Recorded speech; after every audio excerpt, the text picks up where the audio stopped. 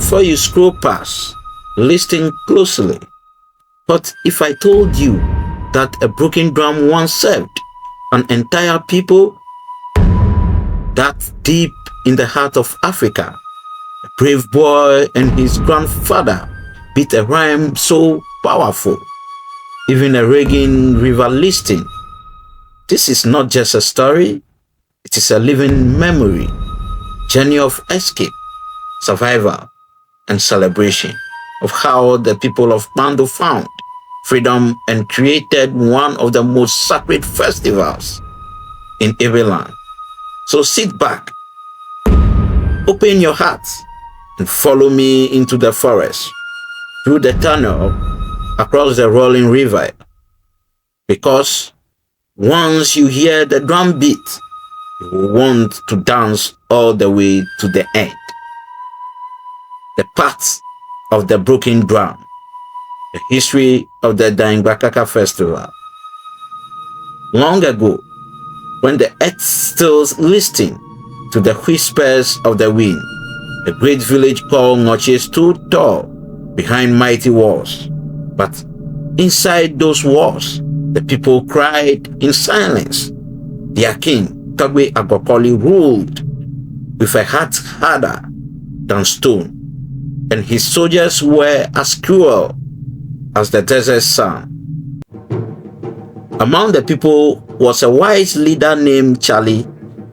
He was a drummer whose beats could make trees sway and babies sleep.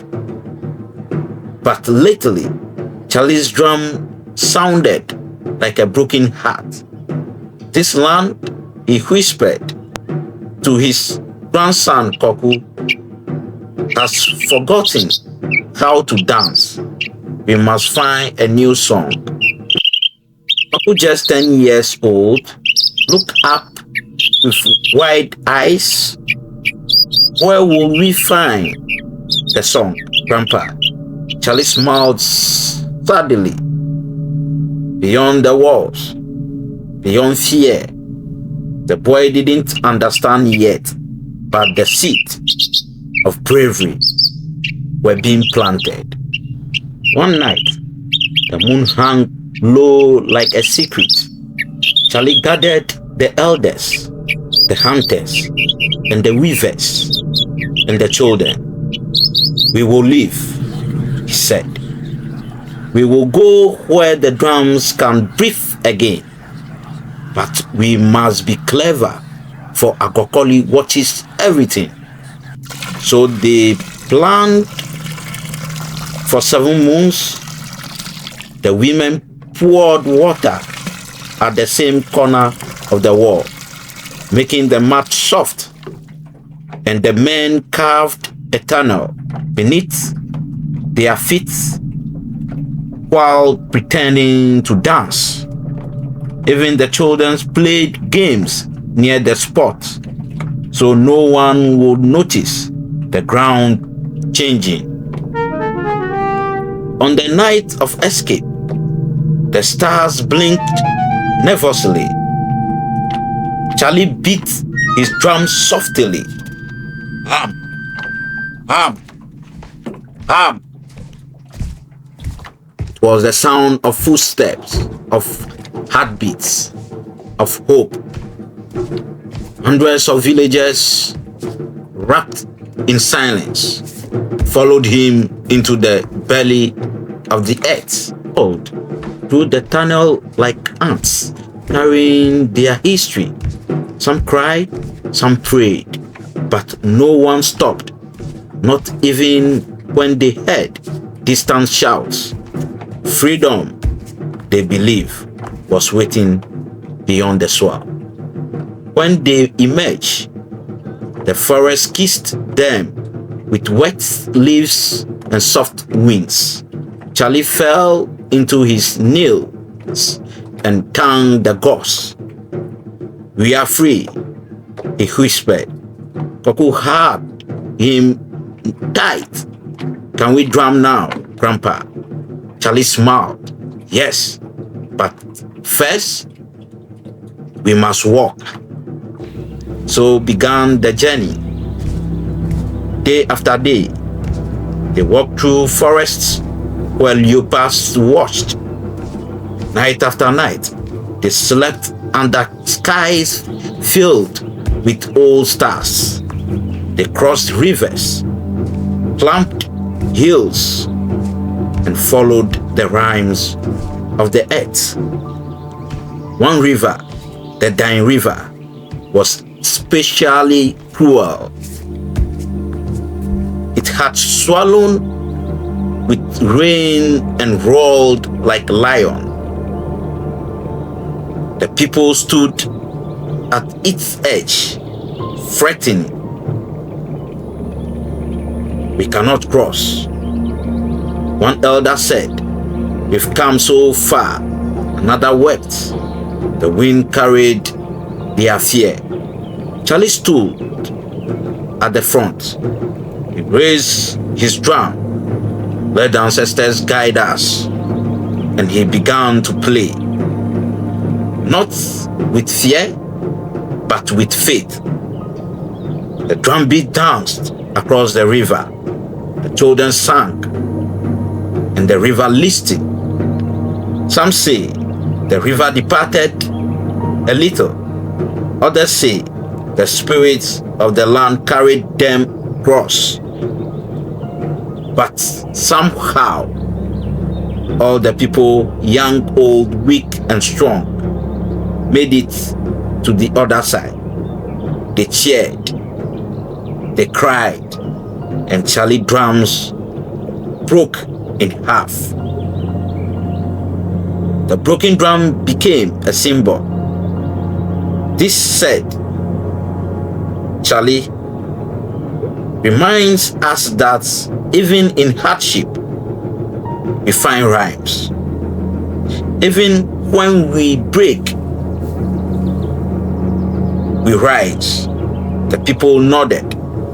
They buried the drum near a tree and called it Danyi, meaning parts in their tongue. They reached a fertile land with rolling hills and a gentle breeze. Let us settle here, the women said. Let us build. And so they did. They call it Pando, a place born of pain, prayer, and promise. Years passed. Koku grew into a fine man. He became a drummer like his grandfather. And each year, he would gather the village and tell the story of their journey.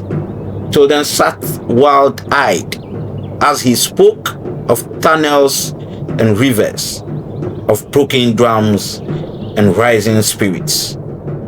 One day, an old woman named Mausi said, let us not only tell the story, let us dance it. And so, the people began a festival. They dressed in rich kente, painted their faces, and beat drums that echoed across the hills. They call it Danyibakaka, the Danyi crossing, or the path remembered. It was more than a celebration. It was a living memory. Every step, every beat, every chair was a thank you to their ancestors. The festival lasted for days. Libations were poured to the spirits. Young girls performed the bobobo dance with swift feet and proud shoulders. The old men told stories under the baobab tree, and everyone remembered. Koku, now with silver hair, always began the festival with the same words. We are here because they walked. We sing because they crawled. We dance because they hoped. The crowd always responded, and we will never forget. The festival taught the children about courage, that fear was real, but faith was stronger. That even when drums break, their spirit can still speak. That freedom is never free. It is worked for, bled for, prayed for. As the years rolled on, the festival grew. Even those who had left Kpando returned to dance. The sound of Bobobo filled the air, and the hills whispered, "They remember, they remember." One year, a young girl named Senna asked her father, "Why must I dance every year?" He knelt beside her. "Because someone danced for you before you were born, and one day you will dance for those not yet here." The morals of the festival became part of the people's blood. Respect the land, for it gives them shelter. Honor your elders, for they carried you. Walk in unity, for divided feet stumble. Children were taught to drum not just with hands, but with hearts, to sing with truths, and to never laugh at the stories of old, because every laugh was once a cheer. The elders made sure that no year passed without the Danyibakaka festival. Even in times of hunger or sickness, they dance to forget. Charlie had once said, "Is to die while breathing." Soon, schools taught the history. Artisans carved the journey into wood. Women wove it into cloths. Even the winds of Pando seems to carry the rhymes of that escape. One evening, as the sun set behind the hills, Koku passed away quietly in his sleep, his drum beside him. The village mourned, but not with only sorrow, breathed, for he had kept the path alive. And so, the Danyibakaka festival lived on through songs, dance, and story, through the broken drums and the river crossed, through every footstep that remembers the journey. Today, when the festival is celebrated, people from far and wide comes to see it, not just for fun, but to feel the soul of a people who refuse to be forgotten.